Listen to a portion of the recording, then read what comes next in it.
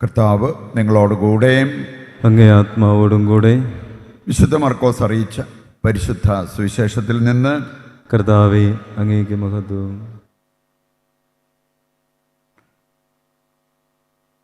അക്കാലത്ത് അന്ന് സായാഹ്നമായപ്പോൾ യേശു തൻ്റെ ശിഷ്യന്മാരോട് പറഞ്ഞു, നമുക്ക് അക്കരയ്ക്ക് പോകാം. അവർ ജനക്കൂട്ടത്തെ വിട്ട് അവനിരുന്ന വഞ്ചിയിൽ തന്നെ അവനെ അക്കരയ്ക്ക് കൊണ്ടുപോയി.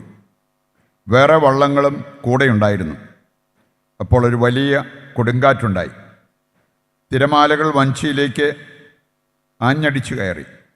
വഞ്ചിയിൽ വെള്ളം നിറഞ്ഞുകൊണ്ടിരുന്നു. യേശു അമരത്ത് തലയണ വെച്ച് ഉറങ്ങുകയായിരുന്നു. അവർ അവനെ വിളിച്ചുണർത്തി പറഞ്ഞു, ഗുരോ, ഞങ്ങൾ നശിക്കാൻ പോകുന്നു, നീ അത് ഗവനിക്കുന്നില്ലേ? അവൻ ഉണർന്ന് കാറ്റിനെ ശാസിച്ചുകൊണ്ട് കടലിനോട് പറഞ്ഞു, അടങ്ങുക, ശാന്തമാവുക. കാറ്റ് ശമിച്ചു, പ്രശാന്തതയുണ്ടായി. അവൻ അവരോട് ചോദിച്ചു, നിങ്ങൾ ഭയപ്പെടുന്നത് എന്ത്? നിങ്ങൾക്ക് വിശ്വാസമില്ലേ? അവർ അത്യധികം ഭയന്ന് പരസ്പരം പറഞ്ഞു, ഇവൻ ആരാണ്? കാറ്റും കടലും പോലും ഇവനെ അനുസരിക്കുന്നല്ലോ. കർത്താവിൻ്റെ സുവിശേഷം. ക്രിസ്തുവേ, അങ്ങേക്ക് സ്തുതി.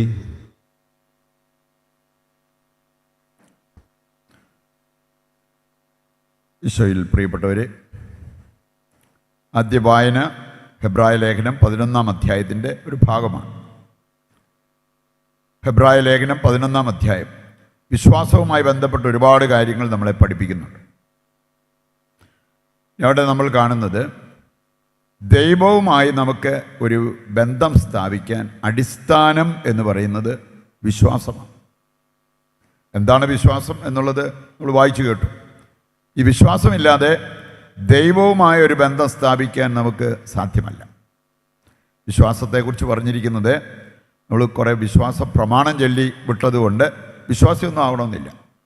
കർത്താവേ, ഞാൻ നിന്നിൽ വിശ്വസിക്കുന്നു എന്ന് കൂടെ നമ്മൾ പറഞ്ഞുകൊണ്ടിരുന്നാലും വിശ്വാസിയാകണമെന്നില്ല.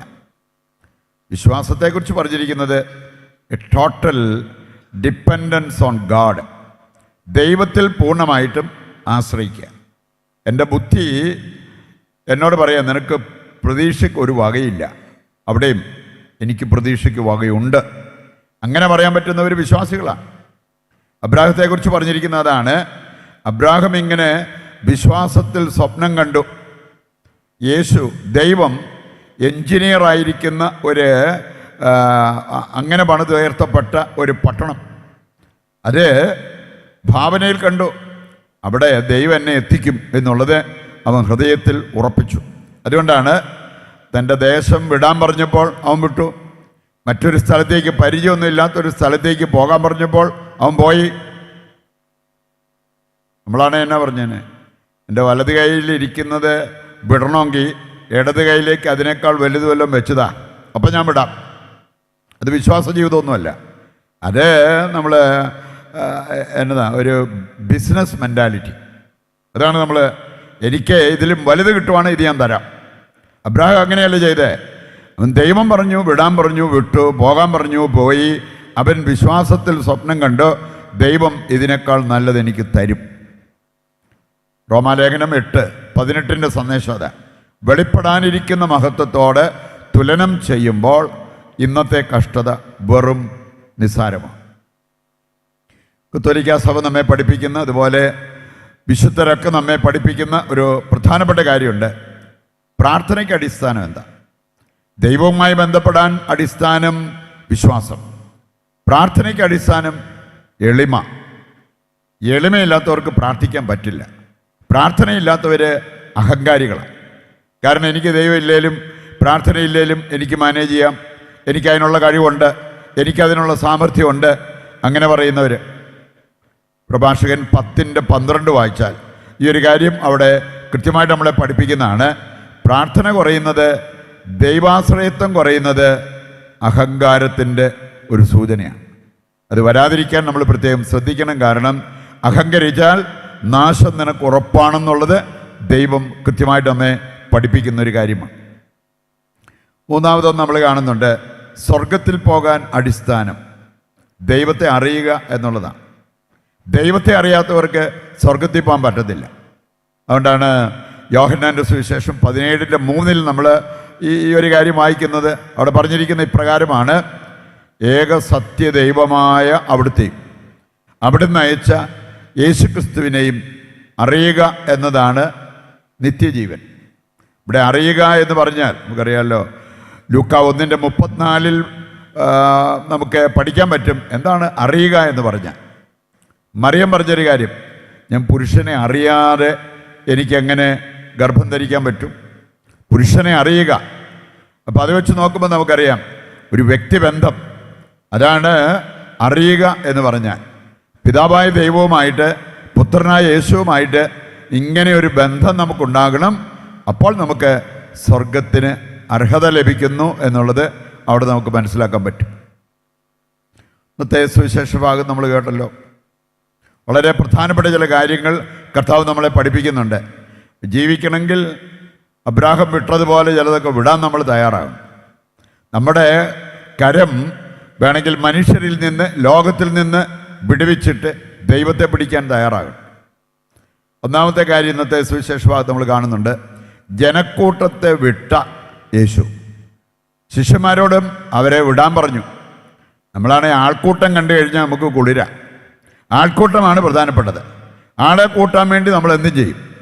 ഇവിടെ നമ്മൾ കാണുകയാണ്, വലിയ ആൾക്കൂട്ടം ഉണ്ടായിരുന്നു, അവരെ വിട്ടോളാൻ പറഞ്ഞു. നമുക്ക് മറുകരയ്ക്ക് പോകാം. ഇവിടെ ഈ ജനങ്ങളുടെ ഇടയിൽ ഇങ്ങനെ അവരുടെ പ്രശംസ സ്വീകരിച്ച് നിൽക്കുന്നതിനേക്കാളും നിങ്ങളുടെ ദൗത്യം മറ്റൊന്നാണ്. അപ്പം അതുകൊണ്ട് വഞ്ചിയിൽ കയറിക്കോ, മറുകരയ്ക്ക് പൊക്കോ. ജനങ്ങളെ വിട്ടിട്ട് അവൻ പോകുന്നത് നമുക്ക് കാണാൻ പറ്റും. വീണ്ടും പോയ വഴിക്ക് പ്രശ്നങ്ങളുണ്ടായി. തിരമാല വഞ്ചിയിലേക്ക് അടിച്ചു കയറി.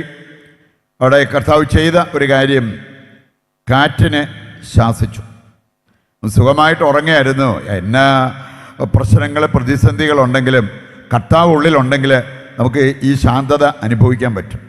യേശുവിനെ സംബന്ധിച്ചിടത്തോളം കുറേ നാളുകൂടെ ജീവിച്ചിരിക്കണം, അതല്ലെങ്കിൽ കുറേ സമ്പാദിക്കണം, ഇങ്ങനെയുള്ള കാര്യങ്ങളൊന്നും അവൻ്റെ മനസ്സിലില്ലായിരുന്നു. പിതാവിൻ്റെ ഇഷ്ടം നിറവേറ്റുക. അത് ഈ അടുത്ത നിമിഷം മരിക്കാനാണെങ്കിൽ മരിക്കട്ടെ, അവർ കൊല്ലുമെങ്കിൽ കൊല്ലട്ടെ, അങ്ങനെ ചിന്തിച്ചൊരു വ്യക്തിയാണ് യേശു. അതുകൊണ്ടാണ് അത്രയും വലിയ പ്രശ്നങ്ങളുണ്ടായിട്ടും കൂളായിട്ട് കിടന്നുറങ്ങുന്ന യേശുവിനെ കാണാൻ പറ്റും. ഇനി അവർ വിളിച്ചുണർത്തിയപ്പോഴാണ് എഴുന്നേറ്റ് ചെയ്തൊരു കാര്യം, കാറ്റിനെ ശാസിച്ചു, കടലിനോട് ശാന്തമാകാൻ പറഞ്ഞു. ഇവിടെ യേശുവിനറിയായിരുന്നു ഈ പ്രശ്നത്തിൻ്റെ പിന്നിൽ കാറ്റാണ്. അതുകൊണ്ടാണ് കാറ്റിനെ ശാസിച്ചത്. ഈ കാറ്റെങ്ങനെയുണ്ടായി? അതിൻ്റെ പിന്നിൽ പ്രവർത്തിക്കുന്ന തിന്മയുടെ സ്വാധീനം. അങ്ങനെ ആ തിന്മയുടെ സ്വാധീനത്തെ, തിന്മയെ ശാസിച്ചപ്പോഴാണ് എല്ലാം ശാന്തമായത്. നമ്മുടെ ജീവിതത്തിൽ ഉണ്ടാകുന്ന രോഗം ശാരീരിക കാരണങ്ങൾ കൊണ്ട് മാത്രമാകാവോ? ആകണമെന്നില്ല. ചിലതൊക്കെ ഈ സൈക്കോസൊമാറ്റിക് രോഗങ്ങളുണ്ട്, ഒരുപാട്. അതാണ്, അതിന് നമ്മൾ മരുന്ന് കഴിച്ചിട്ട് വലിയ കാര്യമൊന്നുമില്ല. നമുക്ക് ആന്തരിക സൗഖ്യം കിട്ടണം, നമ്മുടെ മനസ്സിനെ വളർത്തിയെടുക്കാൻ സാധിക്കണം. ചിലതിൻ്റെയൊക്കെ പിന്നിൽ പാപത്തിൻ്റെ കണക്കുണ്ട്. സങ്കീർത്തനം 107:17 മുതൽ വായിച്ചാൽ മതി. പാപകരമായ മാർഗങ്ങൾ പിന്തുടർന്ന് ചിലർ രോഗികളായി തീർന്നിരിക്കുന്നു. അതിന് പരിഹാരം മൾട്ടി സ്പെഷ്യാലിറ്റി ഹോസ്പിറ്റൽ അല്ല. അതിന് പരിഹാരം നല്ലൊരു കുമ്പസാരം, പാപം വെടിയാൻ നമ്മൾ തയ്യാറാകുന്നത്. ഇതുപോലെ തന്നെ നമുക്ക് കാണാൻ സാധിക്കും, ചിലതിൻ്റെയൊക്കെ പിന്നിൽ സാത്താൻ്റെ പ്രവർത്തനം ഉണ്ടാകാം. ലൂക്ക 13:16 വായിച്ചു കഴിഞ്ഞാൽ അവിടെ നമ്മൾ കാണുന്നൊരു കാര്യമുണ്ട്. 18 വർഷം കൂനി നടന്നൊരു സ്ത്രീ നേരെ നിന്നത് അപ്പോഴാണ് അശുദ്ധാത്മാവിനെ ശാസിച്ചപ്പോൾ. മത്തായി 12:22 വായിച്ചാൽ അന്ധനും ഊമനുമായവന് കർത്താവ് സൗഖ്യം കൊടുത്തത് എങ്ങനെയാണ്? അവൻ്റെ അശുദ്ധാത്മാവിനെ അവനിൽ നിന്നും ഒഴിപ്പിച്ചപ്പോൾ. അപ്പം അതുകൊണ്ട് പല കാരണങ്ങളുണ്ടാകാം ഒരേ പ്രശ്നത്തിന്. എന്ത് കാരണമാണെന്ന് കണ്ടെത്താൻ നമ്മളിരുന്ന് പ്രാർത്ഥിക്കണം, നമ്മൾ അന്വേഷിക്കണം. കണ്ടെത്തിയാൽ സൗഖ്യം കിട്ടാൻ അത് കൂടുതൽ എളുപ്പമാകും എന്നുള്ളത് നാം മനസ്സിലാക്കിയിരിക്കണം. മറ്റൊന്ന്, ഇന്നത്തെ സുവിശേഷ ഭാഗം നമ്മെ പഠിപ്പിക്കുന്നത് ദൈവത്തിൻ്റെ അസാധാരണമായ ശക്തി. അതുകൊണ്ടാണ് അവരെല്ലാം വിസ്മയിച്ച് അവർ പറഞ്ഞൊരു കാര്യമുണ്ട്, ഇവൻ ആര്? കാറ്റും കടലും അവനെ അനുസരിക്കുന്നു. ഈ ദൈവമാണ് നമുക്ക് ദൈവമായിട്ടുള്ളത്. എന്നിട്ട് ഈ അല്ലറ ചില്ലറ കാര്യം വരുമ്പോഴേ അയ്യോഭാവം വെക്കുന്ന നമ്മുടെ മനോഭാവം. ഈ ദൈവത്തെ നമ്മൾ അറിഞ്ഞു എന്ന് പറയാൻ പറ്റുമോ? അങ്ങനെയുള്ള ഒരു സാഹചര്യത്തിലാണ് ജീവിക്കുന്നത് എങ്കിൽ നമ്മുടെ ദൈവം, അത് യൂതിത്ത് 16:15 വായിച്ചാൽ, അവൻ്റെ മുമ്പിൽ പാറ മെഴുകുപോലെ ഉരുകും. അത്ര ശക്തനാണ് നമ്മുടെ ദൈവം.